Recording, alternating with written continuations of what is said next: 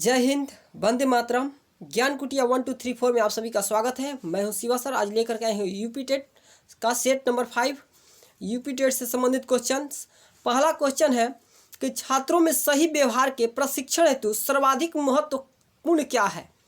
सबसे ज़्यादा महत्वपूर्ण किस बात की है। ऑप्शन ए है प्रशंसा करना उसका छात्र का, ऑप्शन बी है पुरस्कार देना, ऑप्शन सी है दंड और ऑप्शन डी है सही व्यवहार का प्रस्तुतिकरण। तो देखिए, छात्रों में सही व्यवहार के प्रशिक्षण हेतु हम लोग को क्या करना चाहिए, शिक्षक को क्या करना चाहिए कि सही व्यवहार का प्रस्तुतिकरण करना चाहिए। सही व्यवहार का प्रस्तुतिकरण, option D is the right answer. Option D is the right answer. चलिए नेक्स्ट क्वेश्चन की तरफ चलते हैं, ध्यान दीजिएगा। नेक्स्ट क्वेश्चन है जब एक विद्यार्थी और सफल हो जाता है, जब एक विद्यार्थी सफल हो जाता है तो समझा जाता है। ऑप्शन ए है जब एक विद्यार्थी असफल, देखिए यहाँ पर थोड़ा सा मिसप्रिंट हो गया है। जब एक विद्यार्थी असफल और एक सफल हो जाता है तो समझा जाता है। एक विद्यार्थी असफल हो जाता है। ऑप्शन ए है पद्धति असफल है, ऑप्शन बी है व्यक्तिगत असफलता, ऑप्शन सी है शिक्षक असफल है, ऑप्शन डी है कि पाठ्य पुस्तकें असफल है।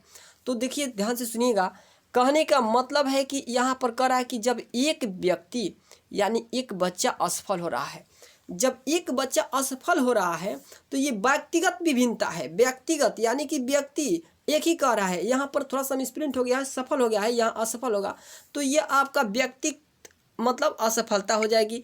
ए बी ऑप्शन आपका सही जवाब हो जाएगा, व्यक्तिगत असफलता। नेक्स्ट क्वेश्चन है कि शिक्षक का बर्ताव होना चाहिए। शिक्षक का बर्ताव कैसा होना चाहिए। तो देखिए ऑप्शन ए दे रहा है कि प्रशासनात्मक होना चाहिए, ऑप्शन बी है कि शिक्षाप्रद होनी चाहिए, ऑप्शन सी है आदर्शवादी होनी चाहिए, ऑप्शन डी है निर्देशात्मक होनी चाहिए। तो देखिए शिक्षक का बर्ताव जो होनी चाहिए ना वो कैसा होना चाहिए, तो आदर्शवादी। आदर्शवादी यहाँ सबसे अच्छा होगा। देखिए प्रशासनात्मक भी अच्छा है कि प्रशासनात्मक भी सही है, शिक्षाप्रद भी सही है, आपका निर्देशात्मक भी सही है, लेकिन सबसे अच्छा आपका आदर्शवादी होना चाहिए। चलिए नेक्स्ट क्वेश्चन देखिए, यहाँ पर आपका सी इज द राइट आंसर। सी आपका बिल्कुल सही जवाब हो जाएगा। नेक्स्ट क्वेश्चन देखिएगा, कह रहा है कि प्रतिभाशाली होने का संकेत निम्न में से क्या नहीं है। प्रतिभाशाली होने का संकेत हम लोग का मतलब कहने का मतलब कि क्या नहीं है। ऑप्शन ए है सृजनात्मकता, ऑप्शन बी है दूसरों से लड़ना, ऑप्शन सी है अभिव्यक्ति अनूठापन और डी ऑप्शन है नॉन ऑफ दिस। इसमें से कोई नहीं। कहने का मतलब कि प्रतिभाशाली होने का संकेत इसमें कह रहा है कि नहीं है, नेगेटिव सेंटेंस कर रहा है। तो देखिए नकारात्मक शब्द जो होते हैं, यहाँ पर नकारात्मक शब्द को ढूंढना है हम लोग को। तो नकारात्मक शब्द यहाँ पर क्या है, नकारात्मक शब्द आपका हो जाएगा लड़ना, दूसरों से लड़ना। लड़ना झगड़ना क्या है, ये सब नकारात्मक शब्द होते हैं। लड़ना नहीं चाहिए, सबसे मिलकर रहना चाहिए, सबको मतलब सबसे प्रेम करना चाहिए। चलिए नेक्स्ट क्वेश्चन देखिए, हम लोग देखेंगे। नेक्स्ट क्वेश्चन है कि एक शिक्षक विद्यार्थी को अनुप्रेरित कर सकता है। एक शिक्षक जो है विद्यार्थी को कैसे प्रेरित कर सकता है। ऑप्शन ए है पुरस्कार दे करके, ऑप्शन बी है सही मार्गदर्शन दे करके, ऑप्शन डी है उदाहरण दे करके, ऑप्शन डी है कक्षा में भाषण दे करके। तो देखिए एक शिक्षक विद्यार्थी को अनुप्रेरित कैसे कर सकता है, तो पुरस्कार दे करके ज़्यादा होगा। पुरस्कार देने से लड़के को ज़्यादा मतलब लड़के प्रेरित होंगे कि हमको पुरस्कार मिलेगा, हम थोड़ा ज़्यादा पढ़े, ज़्यादा करें। करने का मतलब जैसे हमारी सरकार, बिहार सरकार ने बहुत सारे विद्यार्थियों को फर्स्ट डिवीज़न लाने के लिए एक लैपटॉप देती है, और उसके बाद मतलब विद्यालय में आने के लिए भी बहुत सारे भोजन की व्यवस्था किए हुए हैं। मतलब कहने का मतलब कि ये पुरस्कार से क्या होता है ना कि विद्यार्थी प्रेरित होते हैं। तो ये आपका ए इधर राइट आंसर, बिल्कुल सही जवाब, ए आपका सही जवाब हो जाएगा। नेक्स्ट क्वेश्चन देखिएगा, कह रहा है कि निम्न में से कौन सा शिक्षण अधिगम का स्तर नहीं है। शिक्षण अधिगम का स्तर नहीं है कह रहा है। शिक्षण अधिगम क्या है देखिए, तो कह रहा है कि ऑप्शन ए है विभेदीकरण स्तर, ऑप्शन बी है स्मृति स्तर, ऑप्शन सी है चिंताशील स्तर, और डी ऑप्शन है समझ। तो देखिए समझिएगा, यहाँ कह रहा है कि शिक्षा अधिगम का स्तर नहीं है। तो देखिए चिंता जो है ना, चिंता ये इसका स्तर नहीं होता है। चिंताशील यानी चिंता करने, चिंता मतलब निगेटिव सेंटेंस में आ जाएगा, चिंता नहीं करना चाहिए। स्मृति स्तर भी है, स्मृति मतलब होता है ज्ञान, ज्ञान आपका मेमोरी। ठीक है। और उसके बाद विभेदीकरण भी हम अंतर भी कर रहे हैं, तो ये आपका शिक्षण है, अधिगम है। और समझ भी लेते हैं तो अधिगम है। लेकिन चिंता किस बात की, चिंता को मत लाइए, तो यहाँ पर आपका चिंता बिल्कुल सही जवाब होगा। नेक्स्ट क्वेश्चन देखिएगा। नेक्स्ट क्वेश्चन कहता है कि किस स्तर में बच्चे अपने समकक्षी वर्ग में सक्रिय सदस्य होते हैं। समकक्षी का मतलब ये होता है कि आप अपने मित्र के साथ, वो अपने मित्र मतलब अपने उम्र के मित्रों के साथ वो ज़्यादा लगाव रखता है, ज़्यादा अपनी बातों को शेयर करता है, अपने मतलब उसको दोस्त बना लेता है। और ये किस उम्र में होता है? समकक्षीय मतलब कि उसी उम्र में मतलब सदस्य ज़्यादा होते हैं। तो किशोरावस्था, ऑप्शन बी है वयस्का अवस्था, ऑप्शन सी है बाल्यावस्था, और ऑप्शन डी है शैशवावस्था।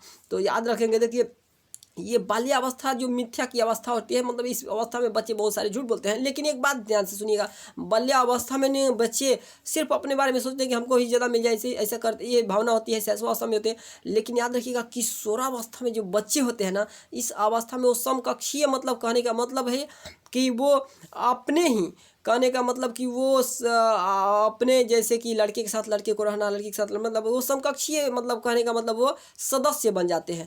तो याद रखिएगा यहाँ पर आपका ये ऑप्शन सही हो जाएगा, किशोरावस्था में ये होता है अवस्था।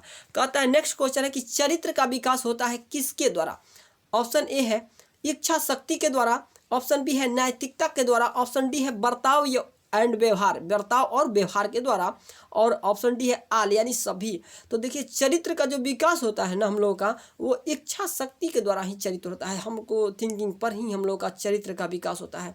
तो चरित्र का विकास आपका होता है यहाँ इच्छा शक्ति के भी द्वारा होता है, नैतिकता के भी द्वारा होता है, और बर्ताव और व्यवहार के द्वारा भी होता है। तो यानी चरित्र का विकास जो होगा आपका सभी के माध्यम से होगा, इच्छा शक्ति से भी होता है, नैतिकता से भी होता है, बर्ताव और व्यवहार से भी। यानी यहाँ पर आल आपका राइट आंसर हो जाएगा, आल सभी बिल्कुल सही जवाब हो जाएगा। नेक्स्ट क्वेश्चन देखिएगा, कह रहा है कि शिक्षण का सत्तावादी स्तर है। शिक्षण का सत्तावादी स्तर क्या है? तो ऑप्शन देखिए, शिक्षक केंद्रित, ऑप्शन बी छात्र केंद्रित, ऑप्शन सी अनुभव केंद्रित, option D none of this. यहाँ शिक्षण का सत्तावादी स्तर कर रहा है, ध्यान रखना है। अभी शिक्षा जो होना चाहिए ये होना चाहिए बालक के, मतलब बालक के अकॉर्डिंग छात्र केंद्रित। लेकिन यहाँ कह रहा है कि शिक्षण का सत्तावादी स्तर जो होता है ना, ये शिक्षक केंद्रित होना चाहिए। बाल केंद्रित कहीं कहीं आता है कि बाल केंद्रित, तो देखिए बाल केंद्रित नहीं होगा, यहाँ शिक्षा केंद्रित होगा। क्या होगा? शिक्षा केंद्रित। तो यहाँ आपका शिक्षा केंद्रित होना चाहिए, शिक्षक केंद्रित यहाँ पर आपका राइट आंसर हो जाएगा। चलिए नेक्स्ट क्वेश्चन देखिएगा, शिक्षक केंद्रित ए इज द राइट आंसर, आपका ए बिल्कुल सही जवाब हो जाएगा। चलिए नेक्स्ट क्वेश्चन है कि मानचित्र, कह रहा है कि मानचित्र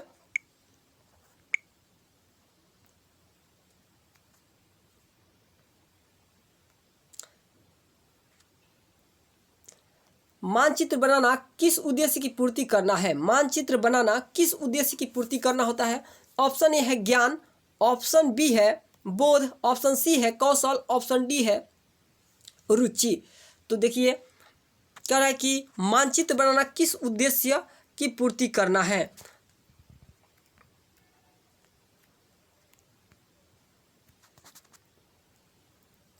मानचित्र बनाना किस उद्देश्य की पूर्ति करना है?